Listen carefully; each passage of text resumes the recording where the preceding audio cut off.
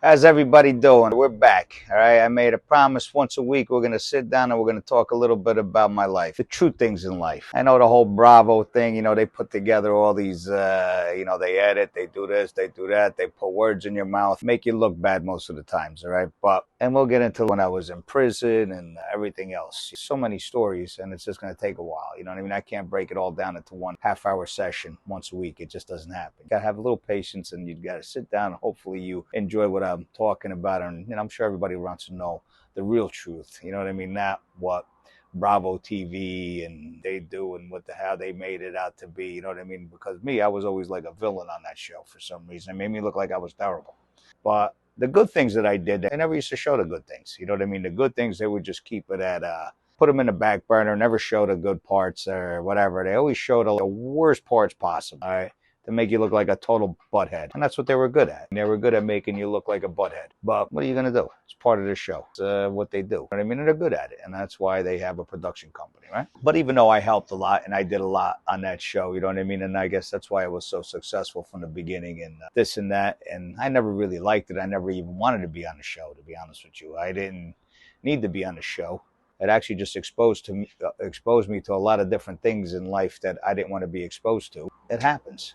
You know what I mean? But at the end of the day, you got to take it for what it is. You know what I mean? You take the good and you take the bad in life every day. Regrets, do I have? Some. But as Frank Sinatra said, in reality, I'm not a bad guy, all right? I actually think I'm a pretty good guy. I take care of my kids. I do what I have to do. That's all you can do in life. What else are you supposed to do? Huh? You take on responsibilities, you take care of them. You know what I mean? A lot of people like to abandon kids, do this, do that.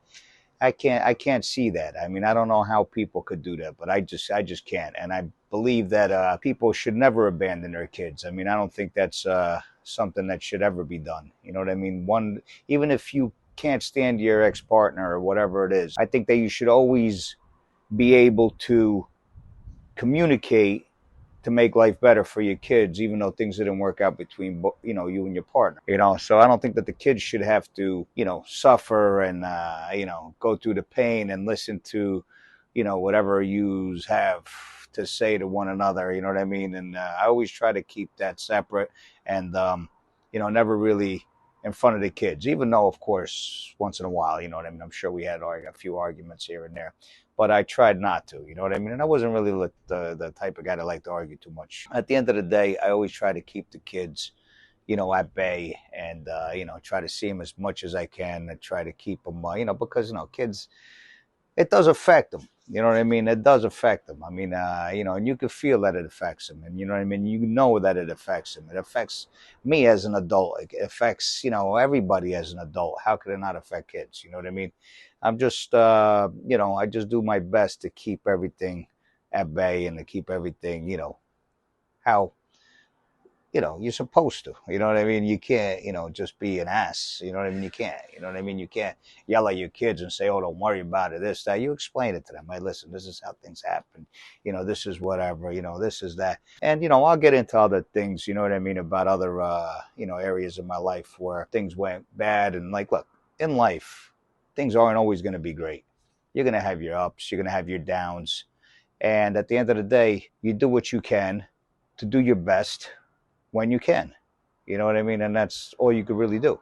There's nothing more you could do. So at that, you do what you can and that's it. You know what I mean? You can't really point a finger and say, listen, this was his fault, this was that fault. And, things just happen. You know what I mean?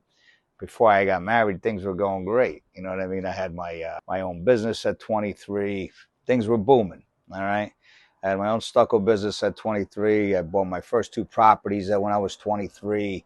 I had everything I wanted, BMWs, houses, rental. By the time I was 27, 28, I probably had 30, 40 properties already that I had acquired over the years. And had a good rental coming in. I had a good business that I made money steady all the time. And who was living better than me? Nobody, right? At that age. So things were great. I ended up meeting Teresa, getting married later on in life. You know what I mean? But before that, I was doing fantastic. All right. Fantastic. And I knew Teresa my whole life. Like I said before, you know what I mean? We grew up together, and we were always together here and there. She had a boyfriend, you know what I mean? I had a girlfriend, and at the time I had a girlfriend that had the same birthday as her. Same birthday, different year, but same birthday. And I would buy them both a gift on their birthday. Just the way it was back then. And I did that all the time. You know what I mean? We were like kids. We play house together. We do this. We just grew up together and had this little bond. You know what I mean? We still do. But we're like, now she's remarried, and I'm here in the Bahamas, and you make the best the hand that you were dealt with. You know what I mean? And that's it. But we'll get into different aspects of how we got to that. You know what I mean? But at the end of the day, you got to take life the way it comes. A lot of people say, Bahamas is bad. There's that. The most dangerous thing here in Nassau is hitting a pothole, all right? Anywhere else in life, as long as you stay out of the bad areas and stay out of trouble and don't go looking for it, it ain't gonna find you, all right? You could go anywhere in life. I don't care where you go. Italy, France, whatever place you could want to go to, the United States, it doesn't matter where you go. If you want to find trouble, you can find it. Very easy. I hear that, put, Nassau on high alert, you know what I mean? Bob, sometimes these people come here and they fake their, whatever happens to them, or half the times it's not even true. All right. So a few times anyway that I've seen that was all over the place that happened to be not true, made up, and trying to get some money out of a resort or whatever the case may be. All right. But they got pretty good surveillance here and everything else. So they know what's going on. They won't get you. You know what I mean? If you're doing something wrong, they will get you. At the end of the day, it's not bad here. Every place has a bad area. Now, if you go find that bad area and get in trouble, that's on you. It's nobody else's fault. You know what I mean? So just stay out of there and you'll have a good time. All right? No reason to go areas that you don't belong. All right? If you don't belong there, stay out of there. It could be any place, any island. Italy's got terrible places. America's got tons of terrible places. Don't go to them and you won't have any problems. When I was in Jersey, I had terrible places everywhere. I lived in Patterson. Crap everywhere, all right? You go anywhere. I mean, I had properties all over the place down in Patterson. And I used to, go to them and renovate them and fix them. We'll get into that later on, but that's another story, right? When I used to go down, I used to do all that down in Patterson and, Newark and all these other areas over there. But if you stay out of the bad areas and just did your job, nobody's going to bother you. Yeah, you run into a problem with these people every once in a while, but as long as you're not directly involved with them and you don't go looking for them to try to get involved with them, you're not going to have a problem. Who needs that in life? As I always tell my kids, don't go looking for problems and you won't have any problems. You do your thing, mind your business, go about doing what you do and have fun. Go looking for problems, you're going to have problems. That's all there is to it. At the end of the day, I always stayed out of those areas. Never had any problems. I had no reason to be in those areas. No reason for me to be there to find problems. And that's it. Bottom line. All that said and done, Nassau is a very safe place to be. So, I mean, beautiful, beautiful places to visit when you come here. And I highly recommend Nassau. The other islands in the Bahamas are so beautiful as well. I've been to many other islands and they're all gorgeous. I mean, immaculate. I mean, there's so much to do here. It's endless, Just need the money. As long as you got the money, you can do whatever you want. You know how it is. No money, no honey, baby.